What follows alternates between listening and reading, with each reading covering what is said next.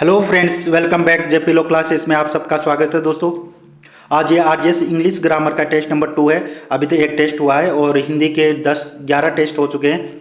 अभी तक आपने 11 टेस्ट हिंदी के नहीं दिए और इंग्लिश का एक टेस्ट नहीं दिया तो जेपी लो क्लासेस के यूट्यूब चैनल पे जाके सेपरेट प्लेलिस्ट बनी है। आरजेएस की सामान्य हिंदी की और आरजेएस की इंग्लिश की अलग अलग प्लेलिस्ट बनी है। सेपरेट अलग इंग्लिश और हिंदी की अलग अलग है, तो वहाँ पे जाके सारे टेस्ट दे सकते हो और अपनी तैयारी को और बेहतर बना सकते हो। इनका पीडीएफ आपको जेपीलो क्लासेस के टेलीग्राम चैनल पे मिलेगा, वो सब के सब वहाँ ज्वाइन कर लें। वहाँ पे कुछ क्विज भी कराई जा रही है और वहाँ पे आपको और बेनिफिट मिल सकता है। ठीक है, तो आज का हम सेशन स्टार्ट करें। अगर आप इस चैनल पर नए हैं तो एक बार इस चैनल को सब्सक्राइब कर लेना, बेल आइकन क्लिक करना जिससे नेक्स्ट क्लास का नोटिफिकेशन आपको मिल सके। ठीक है, सब्सक्राइब करने के बाद में आपको नोटिफिकेशन मिलेगा नेक्स्ट क्लास का। ठीक है, वो उस टाइम पे मिल जाएगा। ठीक है, इसलिए सब सब्सक्राइब कर लें चैनल को। ठीक है, और आज का सेशन स्टार्ट कर सबके सब आंसर देने और लास्ट में आपको स्कोर बताना है 15 में से आपके कितने ठीक हुए। ठीक है, और कोई क्वेश्चन में कोई डाउट हो तो आप कमेंट बॉक्स में पूछ सकते हो। ठीक है, कुछ लोग सिलेबस के कुछ लोगों को अभी तक सिलेबस भी पता नहीं है कि आरजीएस के अंदर क्या क्या सिलेबस है। ये जो पूरा सिलेबस में जो टेस्ट करा रहा हूँ सिलेबस के अकॉर्डिंग ही है। ठीक है, तो एक बार आप सब सिलेबस चेक कर लें आरजीएस का क्या क्या टॉपिक आ रहे हैं। ठीक है, फिर आप कमेंट करें। ठीक है, तो आज का सेशन हम स्टार्ट करें। ठीक है, तो आज का पहला क्वेश्चन है, अगर आप हिंदी इंग्लिश ये इंग्लिश की टेस्ट सीरीज ज्वाइन करना चाहते हैं हिंदी इंग्लिश की, ठीक है, तो 7357437739 पे आप कॉल कर सकते हैं। ठीक है, नेक्स्ट आज का सेशन हम स्टार्ट करें। पहला क्वेश्चन है, बताइए फटाफट से सबके सब आंसर देने हैं सबको। ठीक है, and my brother often often days go to school go to see English film, यानी go to see English film यानी ठीक है, तो option number A go, wents, gone या गोज। तो बताइए इसमें पहले तो आपको ये बताना है ये कौन सा टेंस है। कमेंट बॉक्स में आपको जवाब देना है कौन सा टेंस है, फिर आपको ये बताना है कौन सा ऑप्शन करेक्ट है। ठीक है, तो पहला बताइए फटाफट से करेक्ट आंसर दीजिए। My brother often dash go to school go to see यानी इंग्लिश फिल्म देखने जाता है। ठीक है, तो बताइए, तो यहाँ पे क्या है, माई ब्रदर है वो सिंगुलर है और गो यानी कि सिंगुलर है। ऑप्टन ये किसकी प्रेजेंट सिंपल टेंस यानी प्रेजेंट सिंपल टेंस की बात करता है, ये प्रेजेंट सिंपल टेंस की बात करता है। ठीक है, तो यहाँ पे गो तो नहीं आएगा। ठीक है, और वेंट भी नहीं आएगा। ठीक है, और गोन भी नहीं आएगा, वर्ब की थर्ड फॉर्म भी नहीं आएगी। तो बचा एलिमिनेट कीजिए ऑप्शन। इंग्लिश में सबसे बेस्ट ऑप्शन क्या हो यानी चूज करने का, यानी कि एलिमिनेट करके आप ऑप्शन को चूज कीजिए जिससे कि आपके सारे ऑप्शन गलत ना हो। ठीक है, आंसर आपका गलत ना हो, इसलिए आप एलिमिनेट करके ऑप्शन आराम से चूज कर सकते हो। ठीक है, तो यहाँ पे यानी माई ब्रोदर क्या है, माई ब्रोदर ये सिंगुलर है तो सिंगुलर के साथ एस या एस लगेगा। ठीक है, तो यहाँ पे ऑप्शन नंबर 4 इज करेक्ट। ऑप्टन यानी कि ये क्या है, प्रेजेंट यानी कि है उसकी यानी कि हैबिचुअल यानी कि आदत बता रहा है। ठीक है, तो यहाँ पे क्या आएगा, गो जाएगा। ठीक है, तो राइट आंसर हो जाएगा ऑप्शन नंबर 4 इज करेक्ट हो जाएगा। ठीक है, तो आप नीचे देख लेते हैं, थोड़ा एक्सप्लेन कर लेना है इसको। To show the habitual action यानी कि जब हैबिचुअल एक्शन की बात करें यानी कि प्रेजेंट सिंपल टेंस किन किन में आएगा, जैसे एवरी डे। जैसे सब आप जब सेंटेंस में एवरी डे देखें तो वहाँ पे प्रत्येक दिन, every month, every year, daily वो हमेशा, ऑलवेज। ठीक है, regular, seldom, occasionally, sometime, usually, normally, frequently, generally, often. ठीक है, never, once, twice, three a week, month और ईयर। ठीक, जब भी आपको सेंटेंस में ये सब चीज़ें देखें तो आप वहाँ पे यानी प्रेजेंट सिंपल टेंस का सेंटेंस होगा, वो कौन सा टेंस का होगा, प्रेजेंट सिंपल टेंस, और इसको इंडेफिनेट टेंस भी कहते हैं। तो इसका जो जो इसका जो सब्जेक्ट इसका यानी फॉर्मूला है, सब्जेक्ट प्लस वर्ब की फर्स्ट फॉर्म आएगी, यानी वर्ब की कौन सी फर्स्ट फॉर्म यानी फर्स्ट फॉर्म, उसके साथ आपको एस या एस दिखेगा और ऑब्जेक्ट लास्ट में ऑब्जेक्ट लगाना है। ठीक है, तो और इसमें जो जो इसका जो हेल्पिंग वर्ब इसके अंदर डू और डज होगी। ठीक है, डज लगेगी। ठीक है, तो सब्जेक्ट प्लस वर्ब की फर्स्ट फॉर्म एस या एस ऑब्जेक्ट। ठीक है, ये सब प्रेजेंट सिंपल टेंस के फॉर्मूला है। ये every day, every month, every year, daily, always, regular, seldom, occasionally, sometimes, usually, normally, frequently, generally, often, never, once, twice, three a week, month और year. ये कौन से टेंस के अंदर आएंगे, प्रेजेंट सिंपल टेंस के अंदर आपको दिखे तो ये प्रेजेंट सिंपल टेंस का सेंटेंस होगा। ठीक है जी, यहाँ तक क्लियर सबका सब। तो नेक्स्ट क्वेश्चन नंबर सेकेंड का आंसर आपको देना है। ठीक है, नेक्स्ट, और एक बार सेशन को सब लाइक कर दें, शेयर कर दें और कमेंट बॉक्स में अपना जवाब देते रहें। ठीक है। तो सेकंड क्वेश्चन है, nowadays he dash the merchant of Venice, वो आजकल क्या कर रहा है, मर्चेंट ऑफ वेनिस एक नॉवल है वो पढ़ रहा है, ठीक है। रीड या आर रीडिंग या is reading none of the वो, यहाँ पे आपको बताना है। ही क्या है, सिंगुलर है, और ये कौन सा टेंस है, नाउ डे यानी आजकल की, आज की प्रेजेंट की बात कर रहा है, तो ये कौन सा टेंस है, यानी प्रेजेंट कंटिन्यूस टेंस है, कौन सा प्रेजेंट कंटिन्यूस टेंस की बात कर रहा है, ठीक है जी। तो ये यहाँ पे प्रेजेंट कंटिन्यूस टेंस की बात कर रहा है, ठीक है। तो यहाँ पे क्या आएगा, ही क्या सिंगुलर है, इसलिए ये तो नहीं आएगा, यानी कि आर रीडिंग नहीं आएगा, रीड भी नहीं आएगा, तो नन ऑफ द अबव तो वैसे भी नहीं आएगा। तो ऑप्शन नंबर एलिमिनेट कीजिए। मैं आपको बार बार बोल रहा हूँ, एलिमिनेट करने से आपका राइट आंसर तक आप पहुँच जाओगे, ठीक है। तो इज रीडिंग इज करेक्ट हो जाएगा, आईएनजी लग जाएगा, ठीक है। तो इसका जो फॉर्मूला है, यानी जब भी आपको इज और आर के साथ वर्ब की फर्स्ट फॉर्म, यानी कि वर्ब की फर्स्ट फॉर्म के साथ क्या लगेगा, आईएनजी लगाना है, और प्लस फिर क्या आएगा, ऑब्जेक्ट आएगा, ठीक है जी। ठीक है जी, इज मार प्लब की वर्ब की फर्स्ट फॉर्म के साथ आईएनजी ऑब्जेक्ट, ठीक है। तो इज रीडिंग आएगा, वह क्या पढ़ रहा है, मर्चेंट ऑफ वेनिस, ठीक है जी।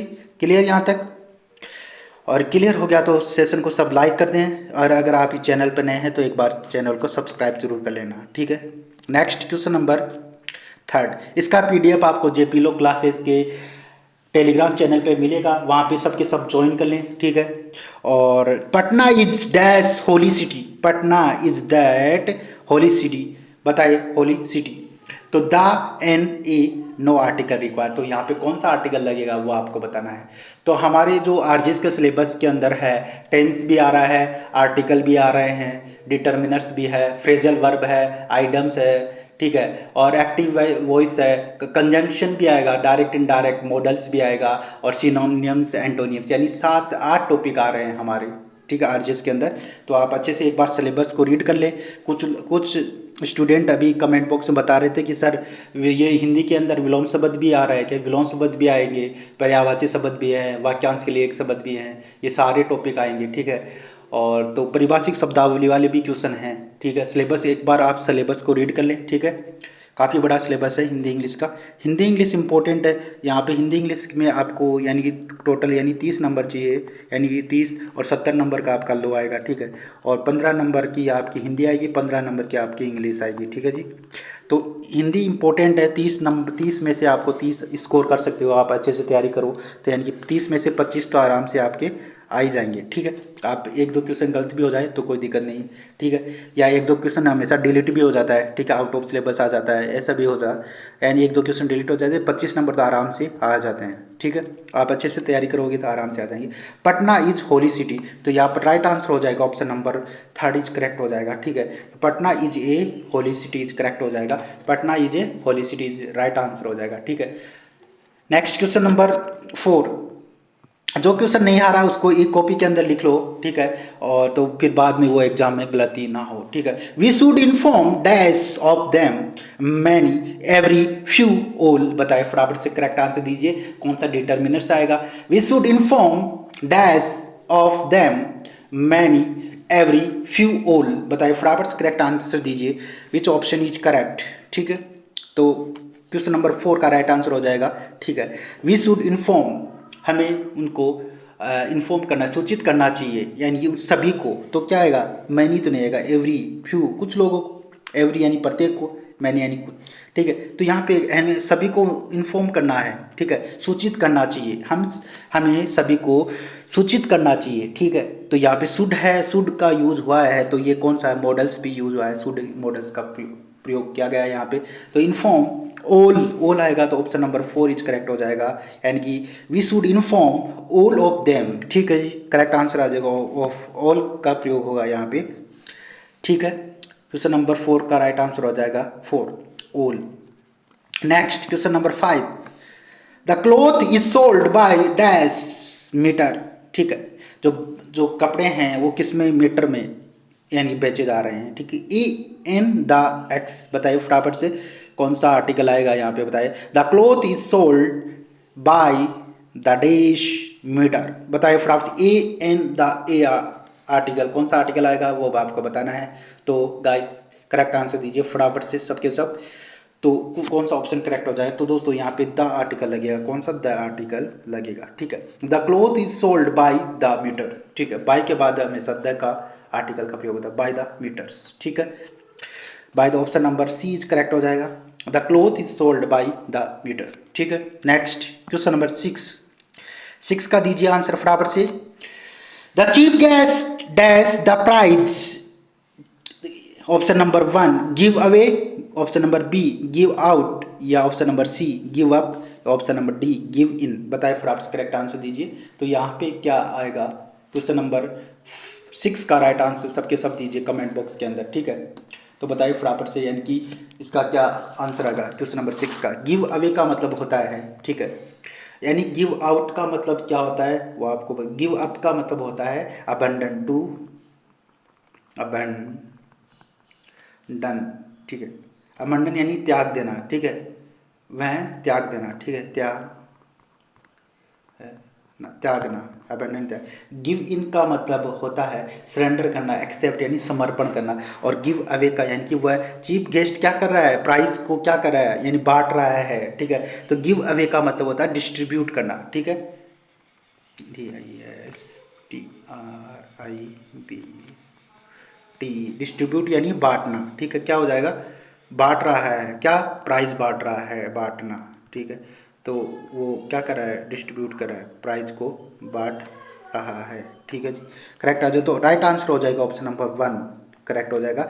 गिव अवे यानी कि the chief guest give away the prizes, ठीक है। तो वो प्राइजेज क्या, यानी कि प्राइज को बांट रहा है, कि ठीक है, चीफ गेस्ट है, मुख्य जो अतिथि है, उनको वो प्राइज बांट रहा है, गिव अवे, ठीक है। ऑप्शन नंबर 1 इज करेक्ट हो जाएगा। नेक्स्ट क्वेश्चन नंबर 7, बताइए इसका फटाफट से आंसर दीजिए। Run fast days you should miss the train, ठीक है। तेज दौड़िए नहीं तो अन्यथा तुम क्या कर दोगे, यानी कि ट्रेन को मिस कर दोगे, ठीक है। तो क्या आ जाएगा? So that, because, lest. बताइए फटाफट से कंजक्शन का कौन सा कंजक्शन प्रयोग होगा यहाँ पे, वो आपको बताना है। कौन सा कंजक्शन लगेगा? रन फास्ट, तेज दौड़िए अन्यथा यानी ट्रेन मिस हो जाएगी, ठीक है। बताइए फटाफट से इसका right answer. So that, because, lest. तो यहाँ पर राइट आंसर हो जाएगा। सूट के साथ हमेशा किसका प्रयोग किया जाता है? सो का नहीं होगा, दैट भी नहीं आएगा, बिकॉज नहीं आएगा। ऑप्शन नंबर डी यानी लेस्ट का राइट आंसर हो जाएगा, ठीक है। ठीक है जी। Run fast lest, LEST, lest you should miss the train, ठीक है। तो राइट आंसर हो जाएगा option number D is correct हो जाएगा, ठीक है जी। Next question number 8, there dash be the guides to your scientific discoveries, option number 1 और 2 कैन, कुड, में। बताइए फटाफट से करेक्ट आंसर दीजिए। क्वेश्चन नंबर 8 का राइट आंसर दीजिए सबके सब, ठीक है। तो यहाँ पे क्या आएगा? कौन सा आंसर, यानी कि वो क्या करा है? यानी गाइड करा है, यानी सलाह, यानी कि उन्हें अपनी वैज्ञानिक सेवाओं के लिए मार्गदर्शन होना चाहिए, यानी कि मार्गदर्शन होना चाहिए। तो क्या, यानी ओब्लिगेशन, यानी कि बात करा है, यानी कि कर्तव्य की बात करा है, ड्यूटी की बात करा है। तो क्या लगेगा? कैन लगेगा, कुड लगेगा, या मे लगेगा, या ओट टू लगेगा? फटाफट से करेक्ट आंसर दीजिए। विच ऑप्शन इज करेक्ट, ठीक है। तो दोस्तों यहाँ पर राइट आंसर जो ऑप्शन नंबर 1 इज करेक्ट हो जाएगा, और 2 राइट आंसर हो जाएगा, ठीक है। They are to be the guides to your scientific discoveries, correct option number 1 is correct, ठीक है। क्वेश्चन नंबर 8 का 1 ऑप्शन इज करेक्ट हो जाएगा, राइट आंसर हो जाएगा, ठीक है जी। Next question number 9, I dash rather die than beg, ठीक है। जब भी आपको सेंटेंस में रेदर रेदर रेदर मिले, ठीक है, ठीक है, सूनर, ठीक है, सुनर। तो वहाँ पे कौन सा टेंस, ये कौन सा मॉडल्स लगेगा वो आपको बताना है। कौन सा मॉडल्स यहाँ पे लगेगा वो करेक्ट आंसर आपको देना है। के, कुड, कैन, वुड, शुड, ठीक है। तो यानी कि मैं भीख मांगने के बजाय मरना पसंद करूँगा, यानी मैं भीख मांगने के बजाय मरना पसंद करूँगा। तो यहाँ पे कौन सा मॉडल्स का प्रयोग होगा? तो गाइस बताओ, करेक्ट आंसर दीजिए। कुड, कैन, वुड, शुड, बताए फटाफट करेक्ट आंसर दीजिए। तो यहाँ पे राइट आंसर हो जाएगा ऑप्शन नंबर, यानी कि जब भी रैदर और सुनर का प्रयोग किया जाता है तो वहाँ पे वुड का प्रयोग होगा। कौन सा? वुड मॉडल्स का प्रयोग होगा। Would rather die than beg, ठीक है, रैदर का प्रयोग होगा तो वुड का प्रयोग होगा। इंपॉर्टेंट है, वेरी इंपॉर्टेंट है, एग्जाम आने के इंपॉर्टेंट, एग्जाम में आने के 100% चांस है इसके। वुड वेरी इंपॉर्टेंट है। ऐसे ही क्वेश्चन आपको देखने को एग्जाम में मिलेंगे, ठीक है। I dash rather die than beg, would का प्रयोग होगा। ठीक है जी। Next question number 10, the flog a dead horse. ठीक है, इसका बताओ फटाफट से करेक्ट आंसर दे। मरे हुए घोड़े को पीटना, यानी कि मरे हुए घोड़े को पीटना, ये क्या है? मूर्खता है तो है, मूर्ख आदमी ही पीटेगा। ठीक है, वो किसी काम का नहीं है, अब मर गया तो अब वो किसी काम का नहीं है। तो मैंने थोड़ा हिंट दे दिया आपको, तो यहाँ पे करेक्ट ऑप्शन आप चूज कर सकते हैं। थोड़ा सा हिंट मैंने आपको दे दिया, अगर आपको इंग्लिश में, हिंदी में नहीं समझ में आ रहा, इंग्लिश में नहीं समझ में आ रहा तो ठीक है। The to flog a dead horse, to weep a dead horse attempt to do the impossible या waste one effort to take advantage of a weakness। तो करेक्ट आंसर दीजिए, यानी कि मरे हुए घोड़े को पीटना इसका हिंदी में होगा। ठीक है, तो बताइए इसका अर्थ होगा मरे हुए घोड़े को पीटना, यानी कि वो क्या कर रहा है? व्यर्थ परिश्रम कर रहा है, व्यर्थ का प्रयास कर रहा है, समय अपनी ऊर्जा बर्बाद कर रहा है, क्योंकि मरे हुए घोड़े को पीट रहा है। तो बताइए फटाफट से कौन सा ऑप्शन करेक्ट होगा। ठीक है, तो करेक्ट आंसर दीजिए कमेंट बॉक्स के अंदर सबके सब। तो इसका राइट आंसर कौन सा होगा वो बताना है। ठीक है, वेस्ट वन एफर्ट। ठीक है, तो यहाँ पे क्या आ जाएगा, यानी कि वो क्या कर रहा है, यानी कि अपना, यानी कि व्यर्थ प्रयास कर रहा है, यानी कि option number C is correct हो जाए, वेस्ट वन एफर्ट। ठीक है, राइट आंसर हो जाएगा। ठीक है जी, थोड़ा मैंने हिंट भी दिया था आपको, फिर भी आपका करेक्ट आंसर हो गया तो ठीक है, अगर नहीं हुआ तो लिख लो आप, इंपॉर्टेंट है। ठीक है, ये क्या है? आइडम्स है, लोकोक्ति कहावतें हैं, ये कहावतें हैं, ये इंपॉर्टेंट टॉपिक, यहाँ से क्वेश्चन आने के चांस है। ठीक है जी, ये क्वेश्चन यहाँ से बनता है। ठीक है, तो राइट आंसर हो जाएगा वो क्वेश्चन नंबर 10 का सी हो जाएगा। ठीक है, नेक्स्ट क्वेश्चन नंबर 11 बताइए। डायरेक्ट से इनडायरेक्ट आपको चेंज करना है, नरेशन का है, तो give the sentence. Mini said to me I have brought this flat for my mother. यानी कि जो ये मिनी है वो अपनी माता के लिए ये क्या खरीद रही है? फ्लेट खरीद रही है। ठीक है जी, तो खरीद, इसका कौन सा, ये तो बताओ, चेंज कीजिए फटाफट से चेंज कीजिए। तो सेड टू किस में बदलेगा पहले तो ये बताओ फटाफट से, इसका राइट आंसर मैं आपको टाइम दे रहा हूँ। Option number 1, mini told me that's had brought that plate for her mother। Minnie, option number 2, Minnie said that she brought that plate for her mother। Minnie said she has brought that plate for her mother। Minnie told me that she had brought that plate for her mother। तो बताइए फटाफट correct answer दीजिए, which option is correct. Following 4 option हैं यहाँ पे दिए हुए हैं, आपको एक करेक्ट ऑप्शन चूज करना है, बताइए फटाफट से कौन सा होगा। तो सेड टू किस में बदलेगा? जब भी आपको डायरेक्ट से इनडायरेक्ट बदलना हो तो सेड टू का सेड टू, या भी ये जो सेड टू किस में बदलेगा, यानी कि ये टोल्ड में बदल जाएगा। किस में? टोल्ड में बदलेगा। मैंने अब हिंट दे दिया, टोल्ड में बदलेगा। सेड, ये ऑप्शन एलिमिनेट, मैंने आपको बार बार कहा है एलिमिनेट कीजिए ऑप्शन को, तो ये 2 ऑप्शन तो एलिमिनेट हो गए, यानी कि सेकंड भी नहीं होगा। अब देखो यहाँ पे टोल्ड नहीं दे रखा, सेड दे रखा, सेड का सेड ही दे, ये ऑप्शन 2 एलिमिनेट हो गया, अब बचे 2।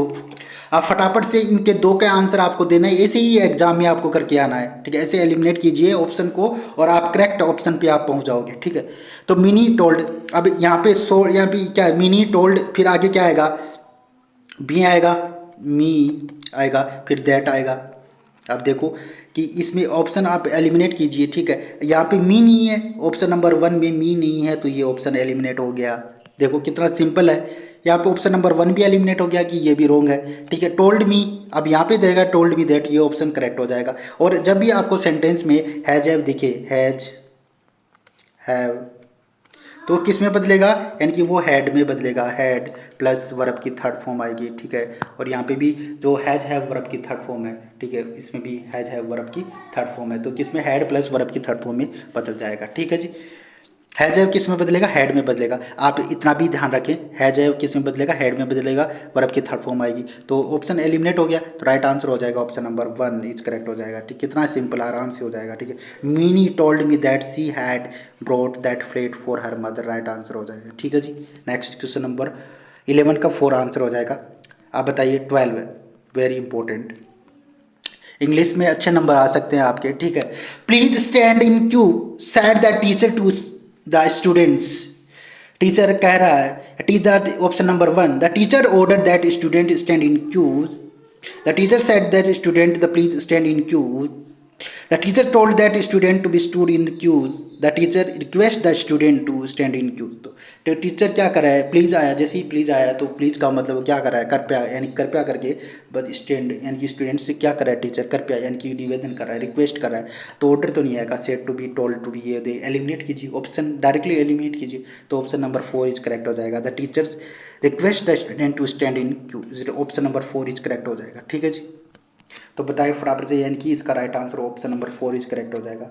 यानी प्लीज़, जैसे ही प्लीज़ शब्द दिखे, आप रिक्वेस्ट की बात कर रहा है, ठीक है, वो आदेश नहीं दे रहा, ना सेड आएगा ना टोल्ड आएगा, एलिमिनेट हो गया ऑप्शन। क्वेश्चन नंबर 12 का ऑप्शन नंबर 4 इज करेक्ट हो जाएगा। ठीक है, नेक्स्ट क्वेश्चन नंबर 13, डायरेक्ट यानी कि करेक्ट, यानी कि पैसिव वॉइस आपको बनाना है, पैसिव वॉइस में चेंज करना है। The bank is changing commission to change the travellers cheques. बताइए फटाफट से, आप जब भी आपको यानी कि एक्टिव से पैसिव वॉइस बनाना हो, जहाँ पे इज एम आर दे रखा हो, कहाँ क्या दे रखा हो, इज एम आर, वो किस में बदलेगा, ठीक है, वो बताना है आपको। ठीक है, इज एम आर किस में चेंज होगा वो आपको बताना है। ठीक है, जब भी आपको यानी कि एक्टिव से पैसिव बनाना हो तो इज एम आर, ठीक है, तो ये किस में वर्ब की, यानी कि इसके साथ क्या लगेगा, यानी कि इसमें ये जो आईएनजी है, आईएनजी दिखे तो यहाँ पे क्या लगाना, यानी कि ये पैसिव वॉइस बनाने के लिए। ठीक है, पैसिव वॉइस बनाने के लिए, यानी कि ये जयमार, फिर यानी कि यहाँ पे बीइंग लगेगा, क्या लगेगा, बीइंग लगेगा, बी आई एन जी। ठीक है, बीइंग लगेगा, बीइंग लगेगा। देखो बीइंग कहाँ पर दे रखा है वो आप एलिमिनेट कीजिए, और इज है, ठीक है, आप बीइंग ही देख लो यानी कौन से ऑप्शन में है, और इज हमार, ये टेंस कभी चेंज नहीं होगा, इज का इज इज ही रहेगा, इज हमारी आएगा। ठीक है, तो यहाँ पे वर्ड दे रखा है, ये एलिमिनेट कीजिए, ऑप्शन गलत हो जाएगा, वर्ड भी नहीं आएगा। ठीक है, ये एलिमिनेट हो गया। और अब बता ये, तो यहाँ पे देखो ऑप्शन नंबर, यानी क्वेश्चन नंबर, ये ऑप्शन नंबर सेकंड में देखिए, बीइंग देख रहे हो, बीइंग देखिए कहाँ है, बीइंग नहीं है इसके अंदर, आर के बाद बीइंग नहीं है, तो ये एलिमिनेट हो गया। कितना सिंपल है, एकदम एकदम सिंपल है। आप इस आराम से इसका क्वेश्चन आंसर दे सकते हो। ठीक, ऑप्शन नंबर 1 इज करेक्ट हो जाएगा।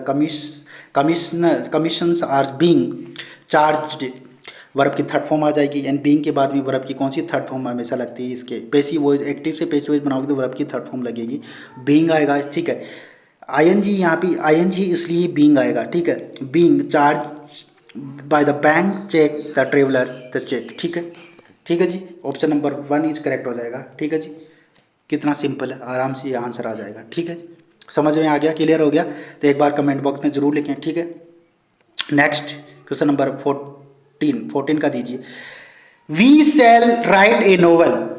ठीक है, option number 1, a novel will have been written by us, a novel would be written by us, a novel will be written by us, a novel is written by us. जब भी आपको future, ये कौन सा future simple tense की बात कर रहा है, फ्यूचर सिंपल टेंस की बात कर रहा है, तो किस में बदलेगा, यानी फ्यूचर, यानी विल सेल, और विल के साथ क्या लगेगा, और विल के साथ, ठीक है, तो यानी कि, तो इसमें एक्टिव से पैसिव वॉइस बनाएंगे तो यानी कि बी लगेगा। ठीक है, बी प्लस वर्ब की थर्ड फॉर्म आएगी, प्लस ऑब्जेक्ट आएगा। ठीक है, बी लगेगा, बी वर्ब लगी। अब देखो बी कहाँ दे रखा है, यानी कि तो सेल विल का, यानी सेल विल ही रहेगा, वुड में चेंज नहीं होगा। ठीक है, इस बात का ध्यान रखें, वुड भी, तो ये ऑप्शन नंबर 1 भी एलिमिनेट कीजिए, गलत हो जाएगा, ये भी गलत हो जाएगा। ठीक है, तो ये भी नहीं आएगा, तो option number 3 is correct, a novel will be written by us, option number 3 is correct हो जाएगा, a novel will be written by us, ये करेक्ट आंसर हो जाएगा, यानी क्वेश्चन नंबर 14 का राइट आंसर हो जाएगा, ऑप्शन नंबर 3 इज करेक्ट है, ए नोवेल विल बी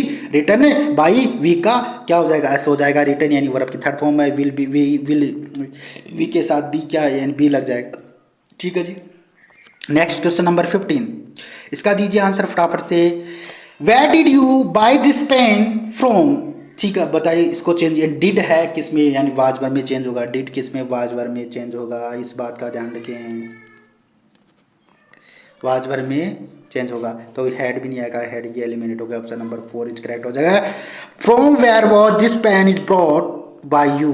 ठीक है, ऑप्शन नंबर 4 इज करेक्ट हो जाएगा। कितना सिंपल है, आराम से कर लो, आराम से, थोड़ा आप दिमाग लगाइए, आराम से हो जाएगा। ठीक है, वे from where was this pen is brought by you. ठीक है, करेक्ट हो जाएगा, ऑप्शन नंबर 4 इज करेक्ट हो जाएगा। ठीक है जी, नेक्स्ट क्वेश्चन नंबर 15।